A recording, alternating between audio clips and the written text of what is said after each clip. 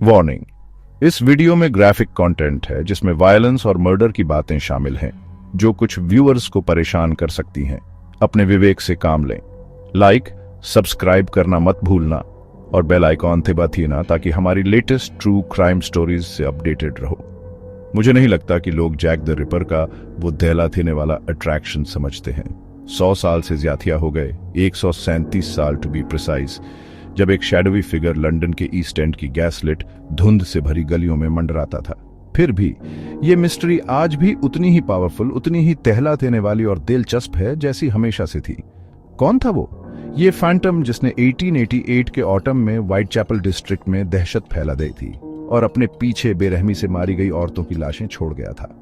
ये क्राइम्स चौंकाने वाले थे, सिर्फ उनकी वायलेंस की वजह से नहीं, बल्कि उनकी सर्जिकल प्रिसीजन की वजह से भी, जिससे लगता था कि करने वाला एक बिगड़ा हुआ दिमाग तो था ही, पर शायद डिस्टर्बिंगली जानकार भी था। ये एक ऐसा पजल है जिसने पीढ़ी दर पीढ़ी क्रिमिनोलॉजिस्ट्स, हिस्टोरियंस और एमेटर स्लूथ्स को चकरा रखा है। कोई सोचेगा कि मॉडर्न फोरेंसिक्स के साथ ये केस कब का क्रैक हो चुका होता, पर नहीं। रिपर की पहचान आज भी लुभाते हुए पहुंच से बाहर है, हिस्ट्री के पन्नों में एक गोस्ट की तरह। 1888 का ऑटम, वो बहुत डर का टाइम था, एक ऐसा खौफ का सीजन जिसने लंदन के थील को जकड़ लिया था। न्यूज़पेपर्स जो उस टाइम अपने सर्कुलेशन के पीक पर थे, सेंसेशनल हेडलाइंस और सनसनीखेज डिटेल से पैनिक को और बढ़ा रहे थे। हर विक्टिम की बॉडी पिछली से ज्यादा भयानक मिलती थी, जिससे एक ऐसे किलर की इमेज बनती थी जो इस घिनौनेपन में MZA लेता लगता था। इतना वहशीपन क्यों था? क्या वो कोई पागल एथेमी था, कोई चिड़चिड़ा डॉक्टर, कोई अमीर खानथियान का एथेमी जिसका कोई डार्क सीक्रेट हो, या कुछ और ही? थ्योरीज तो बहुत हैं और हर थ्योरी के अपने मानने वाले और न मानने वाले हैं। पक्के सबूतों की कमी, गवाहों के अलग अलग बयान और इतने साल बीत जाने ने मिलकर रिपर का असली चेहरा हमसे छिपा रखा है। ये बड़ी अजीब बात है कि इतने पुराने क्राइम्स आज भी पूरी दुनिया में लोगों को इतना फैसिनेट करते हैं। सोचने वाली बात है कि व्हाइट चैपल में रहने वाले लोगों के लिए वो खौफनाक महीने कैसे बीते होंगे। वो लगातार डर, ये शक कि तुम्हारा पड़ोसी, तुम्हारा लॉजर या रास्ते से गुजरता कोई शरीफ सा देखने वाला जेंटलमैन भी ये मॉन्स्टर हो सकता है। पुलिस अपनी सारी कोशिशों के बावजूद हेल्पलेस लग रही थी। वो एक नए किस्म के शिकारी से निपट रहे थे जो खतरनाक स्पीड से हमला करता और फिर उन भूल भुलैया वाली स्लम्स में गायब हो जाता था। ये जो नाम है जैक द रिपर, ये एक चिट्ठी से आया था जो शायद मजाक में किसी न्यूज एजेंसी को भेजी गई थी। फिर भी ये नाम ऐसा चिपका कि इस खास तरह की बुराई का दूसरा नाम ही बन गया। ये एक ऐसा नाम है जो अपने क्रिमिनल बैकग्राउंड से कहीं आगे निकलकर एक लेजेंड बन गया है, करीब करीब एक डरावनी लोक कथा जैसा। और इसीलिए ये लेजेंड आज भी जिंदा है। आज भी किताबें लिखी जाती हैं, डॉक्यूमेंट्रीज बनती हैं, काफी कुछ इस वीडियो की तरह मेरा मानना है। और थ्योरीज पर इतने जोश से बहस होती है जो केस के इतने पुराने होने पर यकीन नहीं करने थी। व्हाइट चैपल में रिपर वॉकिंग टूर्स हैं, इन क्राइम्स पर बने म्यूजियम्स हैं और एक पूरा सब कल्चर रिपरोलॉजी जो हर छोटी से छोटी डिटेल को स्टडी करने के लिए डेडिकेटेड है। ये इंसानों का भयानक चीजों के लिए एक अजीब सा अट्रैक्शन है ना?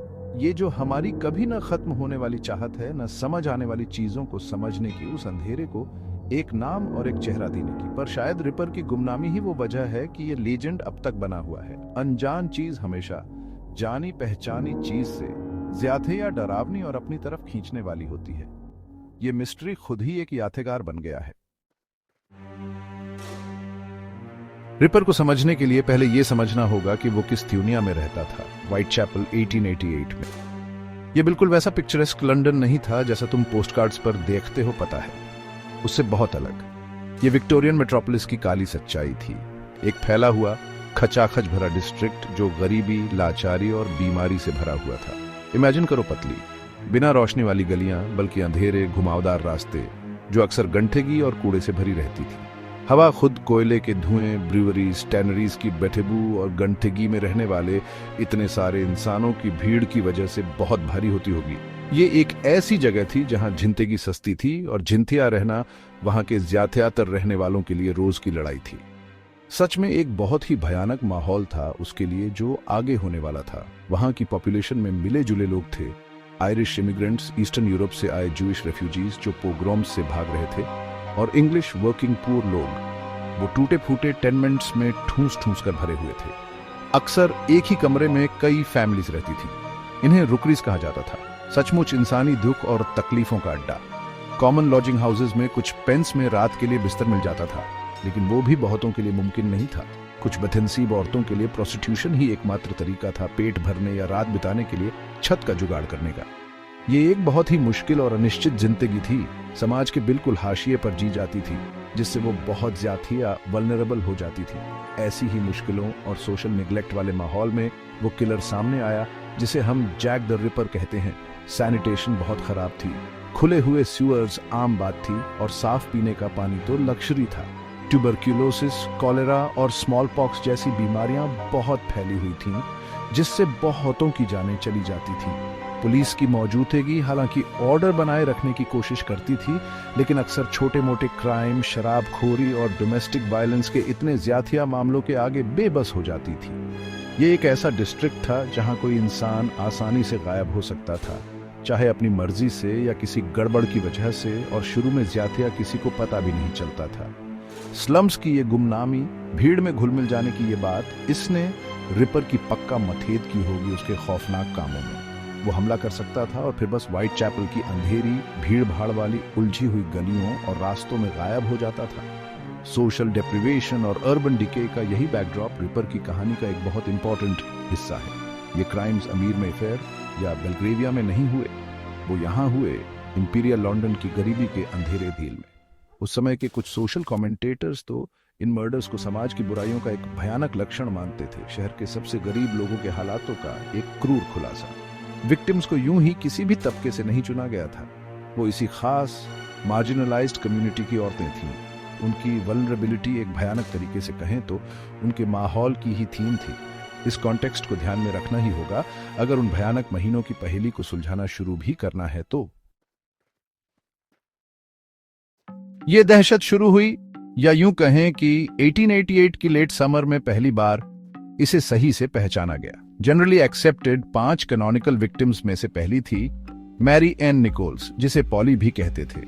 वो 31 अगस्त की सुबह सुबह व्हाइट चैपल की एक डार्क स्ट्रीट बक्स रो में मिली थी। पॉली 43 साल की थी, अपने हस्बैंड से अलग और अपनी सिचुएशन में कई औरतों की तरह गरीबी की जिंदगी में आ गई थी। वर्क हाउसेज और ओकेजनल प्रोस्टिट्यूशन से होने वाली मामूली कमाई पर गुजारा कर रही थी। उसका गला अधियोबार बहुत डीपली काटा गया था और पेट पर भी सिवियर म्यूटिलेशंस थे। ये सैवेजरी फौरन साफ थी, जो टिपिकल स्ट्रीट वायलेंस से हटकर थी। ये सच में एक शॉकिंग डिस्कवरी थी, ऐसे डिस्ट्रिक्ट के लिए भी जो हार्डशिप का आदी था। बस एक हफ्ते के जरा बाद 8 सितंबर को रिपर ने फिर हमला किया।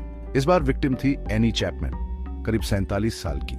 उसकी बॉडी स्पाइटल फील्ड्स में 29 हैनबरी स्ट्रीट के बैकयार्ड में मिली। मर्डर का पैटर्न पॉली निकोल्स के केस जैसा ही डरावना था। उसका गला भी डीपली काटा गया था, लेकिन एब्डोमिनल इंजरीज और भी ज्यादा हॉरिफिक थीं। किलर ने उसका यूटरस ऐसी स्किल से निकाला था कि कुछ लोगों ने स्पेक्युलेट किया कि उसे एनाटॉमिकल नॉलेज हो सकता है। शायद वो कोई बुचर, स्लॉटरमैन या और भी डिस्टर्बिंग कोई सर्जन था। इस पार्टिकुलर डिटेल ने डर और स्पेकुलेशन की एक नई लेयर जोड़ दी। प्रेस को एक कनेक्शन महसूस होने लगा इन किलिंग्स के पीछे किसी एक मैलेवलेंट हाथ का। एनी चैपमैन का मर्डर इन पार्टिकुलर पब्लिक फियर और मीडिया अटेंशन में सिग्निफिकेंट एस्केलेशन लाया। हैनबरी स्ट्रीट देन में एक बिजी थरोफेयर थी और उसकी बॉडी का एक रिलेटिवली एक्सेसिबल बैकयार्ड में मिलना कम्युनिटी में शॉकवेव्स भेज गया। लोगों को रियलाइज होने लगा कि ये सिर्फ आइसोलेटेड वायलेंस नहीं थी। एक प्रेडेटर खुला घूम रहा था जो स्पेसिफिकली इन वल्नरेबल औरतों को टारगेट कर रहा था। पुलिस ने प्रेशर में आकर अपनी पेट्रोल्स इंटेंसिफाइड कर दी, लेकिन व्हाइट चैपल की मेज लाइक नेटवर्क ऑफ स्ट्रीट्स और एलीवेज, जो अक्सर पूरी लेट या पूरी तरह डार्क होती थीं, ने उनके टास्क को इनक्रेडिबली डिफिकल्ट बना दिया। किलर एक अननर्विंग कॉन्फिडेंस के साथ ऑपरेट करता लगता था और उसमें डिटेक्शन से बचने की ऑलमोस्ट सुपरनैचुरल एबिलिटी थी। इन थियो मर्डर्स की इनिशियल इन्वेस्टिगेशंस मुश्किलों से भरी थीं। विटनेस टेस्टिमोनीज अक्सर कॉन्ट्राडिक्टरी या अनरिलायबल होती थीं, जो ऐसे डेंसली पॉपुलेटेड ट्रांजिएंट कम्युनिटीज में एक कॉमन इश्यू था। उस टाइम की फोरेंसिक साइंस ऑफ कोर्स आज के स्टैंडर्ड्स के मुकाबले रूडिमेंटरी थी। फिंगरप्रिंटिंग अपनी इन्फेंसी में थी और अभी सिस्टमैटिकली यूज नहीं होती थी। डीएनए एनालिसिस तो एक थ्योर का सपना था। पुलिस को ट्रेडिशनल मेथड्स पर रिलाई करना पड़ा। House to house inquiries, potential witnesses को इंटरव्यू करना और किलर के क्राइम्स के नेचर के बेसिस पर उसका प्रोफाइल बनाने की कोशिश करना। लेकिन इतने कम सुरागों के साथ और एक किलर जो कोई क्लियर ट्रेल नहीं छोड़ता था, वो कई मायनों में अंधेरे में तीर चला रहे थे। 30 सितंबर 1888 की रात लंदन की मेमोरी में हमेशा के लिए डबल इवेंट वाली रात बनकर रह गई। इसी एक भयानक रात को माना जाता है कि जैक द रिपर ने थियो और जाने ली और अपने आतंक के राज को एक अनप्रेसिडेंटेड लेवल पर पहुंचा दिया। उस रात की पहली विक्टिम थी एलिजाबेथ स्ट्राइड, एक स्वीडिश इमिग्रेंट जिन्हें लॉन्ग लिज के नाम से भी जाना जाता था। वो रात के करीब 1 बजे बर्नर स्ट्रीट के पास डटफील्ड्स यार्ड में मिली। पिछली विक्टिम्स के अनलाइक लिज स्ट्राइड का सिर्फ गला कटा हुआ था, कोई और म्यूटिलेशंस नहीं थे। इससे ये थ्योरी बनी कि रिपर को शायद उसके काम के बीच में इंटरप्ट किया गया होगा, शायद लुई डीम शुत्ज नाम के आदमी के आने से जिसने बॉडी को डिस्कवर किया। ये पॉसिबल इंटरप्शन शायद एक्सप्लेन करता है कि क्यों किलर ने, जिसका खून का प्यास जाहिर तौर पर बुझा नहीं था, इतनी जल्द ही दोबारा हमला किया। 1 घंटे से भी कम टाइम में और थोड़ी ही थ्योर कैथरीन एडोव्स की बॉडी माइटर स्क्वायर में मिली, जो सिटी ऑफ लंदन के अंदर था, व्हाइट चैपल से बस जरा सी थ्योरी पर। यह सिग्निफिकेंट था क्योंकि इसका मतलब था कि किलर ने सिटी ऑफ लंदन पुलिस के जुरिस्डिक्शन वाले एरिया में ऑपरेट करने की हिम्मत की थी, जो व्हाइट चैपल में पेट्रोल करने वाली मेट्रोपॉलिटन पुलिस से अलग थी। एडोव्स का मर्डर खासतौर पर ब्रूटल था। उनका गला कटा हुआ था और उनके चेहरे और पेट पर भयानक म्यूटिलेशंस थे। उनकी लेफ्ट किडनी और यूटरस का एक बड़ा हिस्सा किलर निकाल कर ले गया था। उसकी यह हिम्मत तो बस होश उड़ा देने वाली थी। इस डबल इवेंट ने लंदन में पैनिक और गुस्से की एक नई लहर थियोड़ा दे। इतनी जल्द ही थियो मर्डर्स, उनमें से एक सपोजिटली जाथिया सिक्योर सिटी में किलर की भयानक बोल्डनेस और इलूसिवनेस को दिखाता था। पुलिस पर जबरदस्त प्रेशर था। एक अकेला आदमी इतनी भयानक हरकतें करके कैसे यूं ही गायब हो सकता था। प्रेस को तो नेचुरली मजे आ गए। हेडलाइंस चिल्ला कर बता रही थीं कि कैसे एक मॉन्स्टर उनके शहर में घूम रहा है। पब्लिक मीटिंग्स हुई जिनमें ईस्ट एंड के लोगों के लिए एक्शन और बेहतर प्रोटेक्शन की डिमांड की गई। यहां तक कि विजिलेंटे ग्रुप्स भी बनने लगे। आम लोग खुद किलर को पकड़ने की कोशिश में सड़कों पर उतर आए। ये बहुत ज्यादा डर और शक का माहौल था। कैथरीन एडोव्स के मर्डर से एक पोटेंशियली क्रूशियल क्लू भी मिला, या शायद एक और रेड हेरिंग। उनके खून से सना एप्रन का एक टुकड़ा व्हाइट चैपल की गुलस्टन स्ट्रीट में एक दरवाजे पर मिला। उसके ऊपर दीवार पर चौक से घसीटकर एक मैसेज लिखा था, the Jews are the men that will not be blamed for nothing. क्या ये रिपर ने लिखा था या ये किसी ने मौके का फायदा उठाकर एंटी सेमिटिक ग्राफिटी लिख दी थी? Metropolitan police commissioner sir Charles Warren ने कंट्रोवर्शियली उस मैसेज को ठीक से फोटोग्राफ होने से पहले ही मिटाने का ऑर्डर भी दिया। उन्हें डर था कि इससे ईस्ट एंड के वॉलेटिल माहौल में एंटी जूइश ठेंगे भड़क सकते हैं। इस डिसीजन पर रिपरोलॉजिस्ट तब से बहस कर रहे हैं। ये इस कभी ना सुलझने वाली मिस्ट्री में उन व्हाट इफ्स में से एक और है जो दिमाग घुमा देते हैं।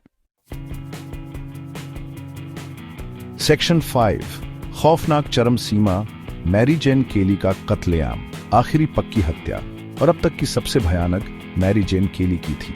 ये 9 नवंबर 1888 को हुई, डबल इवेंट के 1 महीने से भी ज्यादा बाद। इस गैप से कुछ लोगों को शायद उम्मीद हो गई होगी, भले ही थोड़ी सी, कि रिपर का आतंक का थ्योर खत्म हो गया है, लेकिन ऐसी उम्मीदें बुरी तरह टूट गईं।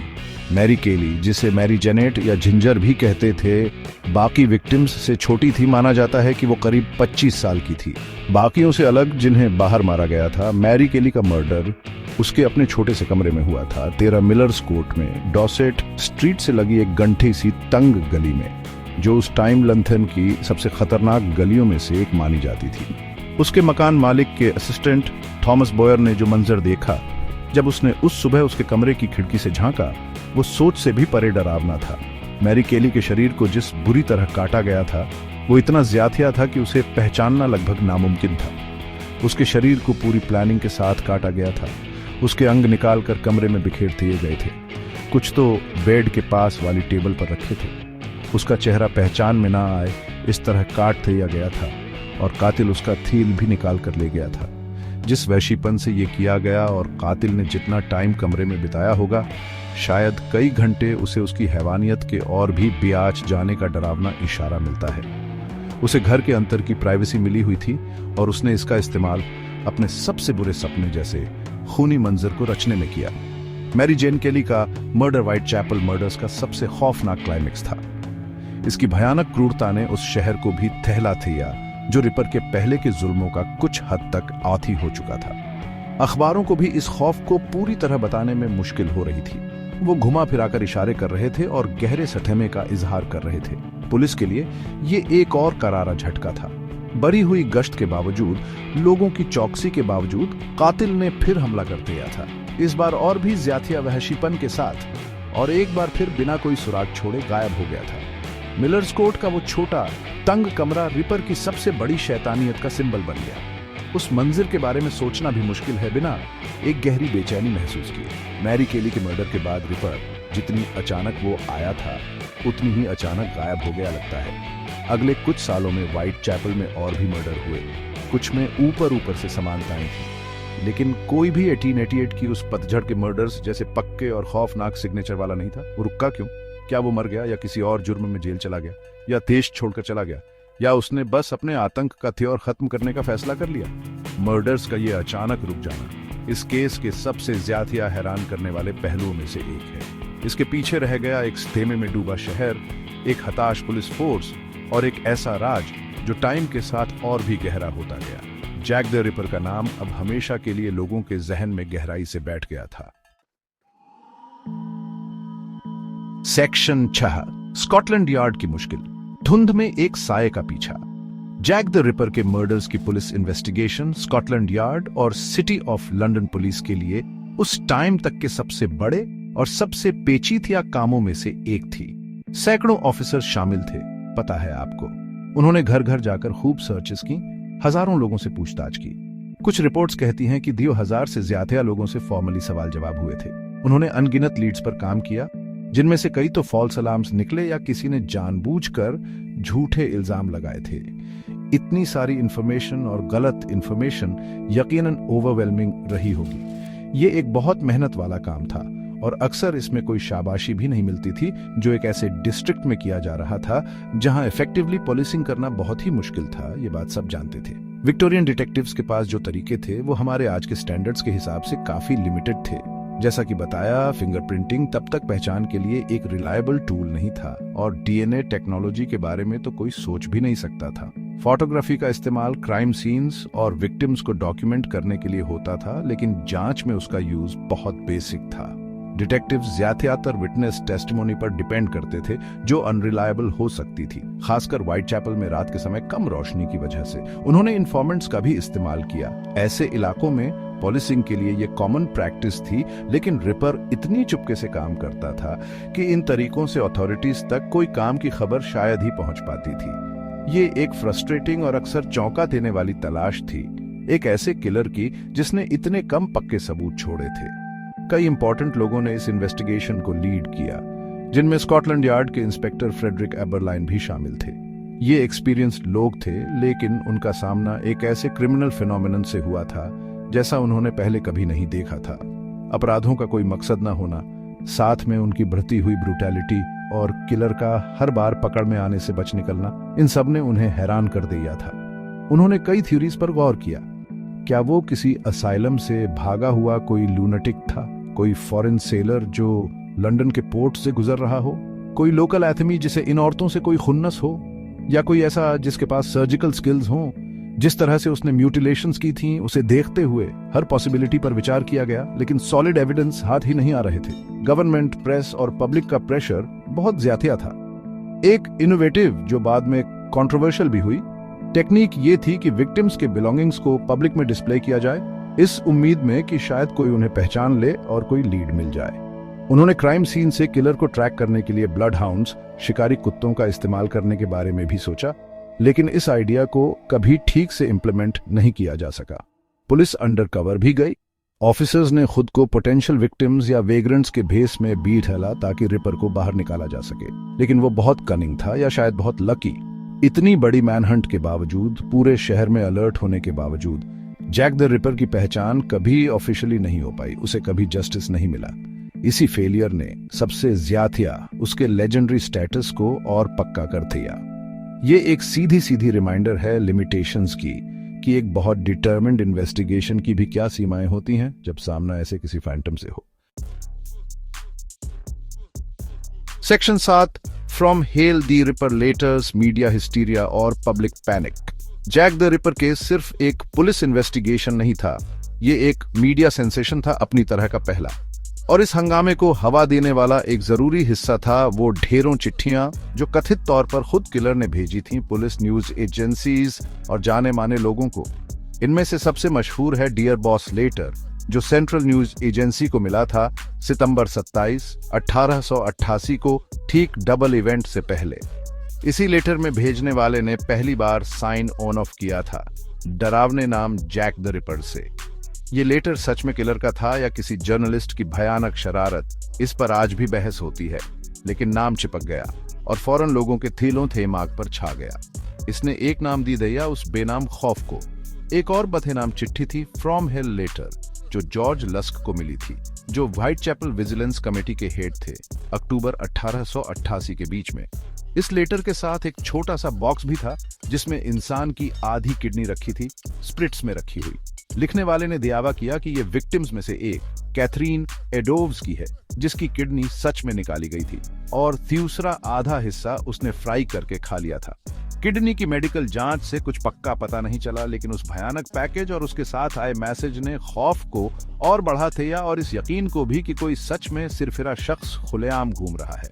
इसके बाद सैकड़ों और लेटर्स आए, जिनमें से ज्यादातर बेशक नकली थे, लेकिन हर एक ने डर के माहौल को बढ़ाया और बढ़ती हुई लेजेंड को। ये एक नंबर का तमाशा बन गया था, कह सकते हैं। उस जमाने के न्यूज़पेपर्स ने रिपर के बारे में पब्लिक की सोच बनाने में एक बहुत बड़ा रोल निभाया। ये न्यू जर्नलिज्म का जमाना था जब पेपर्स रीडरशिप के लिए जबरदस्त कंपटीशन करते थे सेंसेशनल और ग्राफिक रिपोर्टिंग के जरिए। रिपर के मर्डर्स उनके लिए प्राइम मटेरियल थे। भड़कीली हेडलाइंस, क्राइम्स के डिटेल्ड और अक्सर बढ़ा चढ़ाकर बताए गए किस्से और किलर की पहचान पर अंत्याजे लगाने वाले आर्टिकल्स से पेपर्स के पन्ने भरे रहते थे, जैसे औरद। ये कहानियां पब्लिक को डराती भी थीं और उनमें दिलचस्पी भी जगाती थीं, बराबर बराबर। एक तरफ जहां इनसे पुलिस पर प्रेशर बना रहता था, वहीं दूसरी तरफ इनसे चारों ओर दहशत भी फैली, कभी कभी तो हिस्टीरिया तक पहुंच जाती थी। मीडिया ने एक तरह से उस मॉन्स्टर को बनाने में मदद की जिसके बारे में वो रिपोर्ट कर रहे थे। पब्लिक का रिएक्शन जाहिर है बहुत ज्यादा डर का था, खासकर ईस्ट एंड में। औरतें अंधेरा होने के बाद बाहर जाने से डरती थीं। विजिलेंट ग्रुप्स गलियों में पहरा देते थे, कभी कभी बेकसूर आदमियों को भी पकड़ लेते थे जो सिर्फ शक की निगाह से देखे जाते थे। अफवाहें जंगल की आग की तरह फैली, जिसमें हर किसी पर उंगली उठाई गई, लोकल कसाईयों और डॉक्टरों से लेकर बाहरी एनार्किस्ट्स तक, और यहाँ तक कि लंथेन के बड़े लोगों पर भी। इन मर्डर्स ने विक्टोरियन लंथेन के समाज में गहरी दरारों को उजागर कर दिया। बहुत से कमेंटेटर्स ने व्हाइट चैपल के हालातों को दोषी ठहराया ऐसे मॉन्स्टर को पैथिया करने के लिए। सोशल रिफॉर्म की मांगें उठीं, बेहतर लाइटिंग के लिए और जाथिया पुलिस प्रोटेक्शन के लिए। रिपर ने सिर्फ कत्ल नहीं किए, उसने पूरे शहर को डर के साए में कैद कर लिया था। उसके कामों को 1000 गुना बढ़ा चढ़ाकर दिखाया गया उस जमाने के उभरते हुए मास मीडिया थेवारा। सेक्शन 8, बदमाशों की गैलरी, सस्पेक्ट्स की कभी ना खत्म होने वाली लिस्ट। जैक द रिपर का ये जो राज है जो अब तक बना हुआ है, वो काफी हद तक इसलिए है क्योंकि कोई पक्का ऑफिशियली जिसका नाम लिया गया हो वैसा कल्प्रिट मिला ही नहीं। इतने सालों में सस्पेक्ट्स की एक पूरी बदमाशों वाली गैलरी सामने रखी गई है, जिसमें कुछ तो ऐसे हैं जिन पे यकीन किया जा सके और कुछ तो एकदम ही अतरंगी। कोई भी इन थ्योरीज को छानने में पूरी जिंदगी लगा सकता है ना? हर नई किताब या डॉक्यूमेंट्री एक अलग ही कैंडिडेट को चैंपियन बनाती हुई देखती है, पुराने एविडेंस के नए इंटरप्रिटेशंस के साथ या कभी कभी इंफॉर्मेशन के नए टुकड़ों के साथ। उस समय की पुलिस के पास भी पोटेंशियल सस्पेक्ट्स की अपनी लिस्ट थी, ऐसे लोग जिनकी उन्होंने करीब से इन्वेस्टिगेशन की, लेकिन कोई ऐसा नहीं मिला जिसके खिलाफ वो कोई पक्का केस बना पाते। ये रिपर सागा का एक दिलचस्प भले ही फ्रस्ट्रेटिंग पहलू है। उस समय के पुलिस सस्पेक्ट्स में मॉन्टेग्यू जॉन ड्रूइट जैसे लोग थे, जो एक बैरिस्टर और स्कूल टीचर थे और जिनकी मौत नवंबर 1888 में आखिरी कैनोनिकल मर्डर के कुछ ही समय बाद हो गई थी। खबरों की माने तो उनके अपने फैमिली को भी उन पर शक था। फिर थे आरोन कोस्मिंस्की, एक पॉलिश इमिग्रेंट जो व्हाइट चैपल में रहते थे, जिन्हें चीफ कांस्टेबल मेलविल मैकनैक्टन ने एक संभावित सस्पेक्ट बताया था। मर्डर्स के कुछ साल बाद लिखे गए इंटरनल पुलिस मेमोरेंडा में कोस्मिंस्की में होमिसाइडल टेंडेंसीज थीं, ऐसा माना जाता था, और वो औरतों से नफरत करते थे और आखिरकार उन्हें एक असाइलम में भर्ती करा दिया गया था। एक और कंटेम्परेरी कैंडिडेट थे सेवरिन कोसोव्स्की, जिन्हें जॉर्ज चैपमैन के नाम से भी जाना जाता था, एक पॉलिश पॉइजनर जिसने अपनी 3 पत्नियों का मर्डर किया था। लेकिन उनका मोडस ऑपरेंडी यानी पॉइजन रिपर के तरीके से बहुत अलग था। इन पुलिस सस्पेक्ट्स के अलावा बाद के ऑथर्स और रिसर्चर्स द्वारा बनाई गई लिस्ट बहुत बड़ी और अलग अलग तरह की है। इसमें वॉल्टर सिकर्ट जैसे लोग शामिल हैं, जो एक फेमस पेंटर थे जिन्हें क्राइम नॉवेलिस्ट पैट्रिशा कॉर्नवेल ने चैंपियन किया, जिनका मानना था कि उन्होंने अपनी आर्टिस्टिक स्किल्स का इस्तेमाल रिपर का पर्सोना बनाने में किया और कुछ लेटर्स लिखने में भी। कुछ लोगों ने तो रॉयल कनेक्शंस की तरफ भी उंगली उठाई है, जैसे कि prince Albert Victor, duke of Clarence and Avondale, जो क्वीन विक्टोरिया के पोते थे। हालांकि इसके लिए एविडेंस बहुत ही कम है और ज्यादातर सीरियस हिस्टोरियंस इसे नहीं मानते। फिर कुछ ऐसे भी नाम हैं जो ज्यादा जाने पहचाने नहीं हैं, ऐसे लोग जिनकी जिंदगी 1888 की उन भयानक घटनाओं से थोड़ी सी जुड़ी थी और दशकों बाद उन्हें रिपर स्पॉटलाइट में खींच लिया गया। ये स्पेकुलेशन कभी खत्म नहीं होती है, ऐसा लगता है। प्रॉब्लम तो जाहिर है ये है कि पक्के सबूतों की बहुत कमी है। ज्यादातर थ्योरीज सर्कमस्टेंशियल डिटेल्स, अंतियाजों और अक्सर मनगढ़ंत बातों पर बनी होती है। केस से जुड़े आर्टिफैक्ट्स पर डीएनए एनालिसिस करने की कोशिश की गई है, जैसे कि एक शॉल जो कहा जाता है कि कैथरीन एडवर्ड्स का था, लेकिन रिजल्ट्स कंट्रोवर्शियल रहे हैं और उनसे कोई पक्का सबूत नहीं मिला। अक्सर कंटेमिनेशन और वो चीज़ कहाँ से आई, इसके इश्यूज की वजह से। बिना किसी कन्फेशन, किसी पक्के आई विटनेस आइडेंटिफिकेशन या ऐसे फोरेंसिक प्रूफ के जिसे झुठलाया ना जा सके, जैक द रिपर की आइडेंटिटी एक राज ही बनी हुई है, शायद हमेशा के लिए। यही एम्बिग्विटी है जिसकी वजह से हर नई जनरेशन अपने खुद के कैंडिडेट्स सामने ला पाती है, जिससे ये डिबेट जिंदा रहती है और सस्पेक्ट्स की लिस्ट हमेशा बढ़ती रहती है। सेक्शन 9, रिपर का साया। आज के जमाने में एक डरावनी विरासत। 130 साल से भी ज्यादा हो गए, जैक द रिपर का साया आज भी पॉपुलर कल्चर और हमारी सोच पर मंडरा रहा है। ये काफी अजीब बात है ना? कैसे विक्टोरियन जमाने के कुछ अनसुलझे मर्डर्स आज भी इतना गहरा असर डालते हैं। ये नाम खुद ही एक पहचान बन गया है रहस्यमयी गुमनाम सीरियल किलर का। अनगिनत किताबें, फिल्में, टीवी सीरीज, ग्राफिक नॉवेल्स और यहां तक कि ऑनपेरा भी इस केस से इंस्पायर्ड हुए हैं। हर बार जब इसे दोबारा बताया जाता है, हर नई कहानी इसकी कहानी में एक और परत जोड़ देती है। कभी कभी सच्चाई साफ होती है तो कभी कभी असली कहानी और उलझ जाती है। रिपर सिर्फ एक क्रिमिनल से एक तरह का कल्चरल आइकॉन बन गया है, एक डार्क मिसाल। एक शब्द बनाया गया, रिपरोलॉजी, जो व्हाइटचैपल मर्डर्स की स्टडी और एनालिसिस को बताता है, चाहे वो शौकिया हों या प्रोफेशनल इन्वेस्टिगेटर्स। ये एक ऐसी कम्युनिटी है जो पूरी तरह लगी हुई है, कभी कभी तो जुनून की हद तक, जो हर छोटी बात, हर डॉक्यूमेंट, हर थ्योरी को बारीकी से देखती है। कॉन्फ्रेंस होती हैं, जर्नल्स छपते हैं और ऑनलाइन फोरम पर बहस चलती रहती है। ये जो इतनी दिलचस्पी है, ये हमारे अंतर की किसी गहरी बात को दिखाती है, शायद अनसुलझे को सुलझाने की चाहत, उथल पुथल में एक व्यवस्था लाने की कोशिश, या फिर इंसान के बुरे पहलू को जानने की एक अजीब सी उत्सुकता। इस केस में सारी चीजें एक साथ मिल जाती हैं, एक डरावना रहस्य, एकदम जीता जागता पुराना माहौल और ऐसे किरथियर, चाहे वो विक्टिम्स हों या इन्वेस्टिगेटर्स, जिनकी कहानियां आज भी हमें छू जाती हैं। जैक द रिपर की विरासत का असर क्रिमिनोलॉजी और पुलिस की जांच के तरीकों के विकास पर भी पड़ा। 1888 की इन्वेस्टिगेशन की नाकामियों ने ज्यादा साइंटिफिक तरीकों की जरूरत को सामने लाया। इस केस ने कई चीजों में तरक्की करवाई, जैसे क्राइम सीन को सुरक्षित रखना, अपराधी की प्रोफाइल बनाना, हालांकि तब ये शुरुआती थ्योर में था, और पुलिस फोर्स के बीच तालमेल की अहमियत। एक भयानक तरीके से ही सही, रिपर के आतंक के राज ने एक कड़ा सबक सिखाया, जिससे कानून व्यवस्था को बठेलना पड़ा। मीडिया की इतनी ज्यादा नजर ने एक मिसाल कायम की कि कैसे सनसनीखेज क्राइम की खबरें रिपोर्ट की जाएंगी और आने वाले दशकों में लोग उन्हें कैसे देखेंगे। ये कई मायनों में एक बहुत बड़ा मोड़ था। आखिरकार जैक द रिपर का केस इसलिए आज भी झिलतिया है क्योंकि ये इतिहास के पन्नों में एक खुला जख्म है। इस सवाल का पक्का जवाब न होना कि जैक द रिपर कौन था, अंत्याजों, थ्योरीज और इस दिलचस्पी को बिना रुके जारी रखता है। वो सबसे बड़ी पहेली है, एक बेनाम शैतान, जिस पर हम अपने सबसे गहरे डर डाल सकते हैं और अपनी सबसे बड़ी बड़ी कल्पनाएं। जब तक उसकी पहचान 1888 के लंथन के कोहरे में छिपी रहेगी, ये कहानी झिलतिया रहेगी, एक पीढ़ी से दूसरी पीढ़ी तक जाती रहेगी। सवाल पूछे जाते रहेंगे, सबूतों को बार बार जांचा जाएगा और व्हाइट चैपल की अंधेरी गलियां हमेशा गूंजती रहेंगी उसके कथनों की आहट।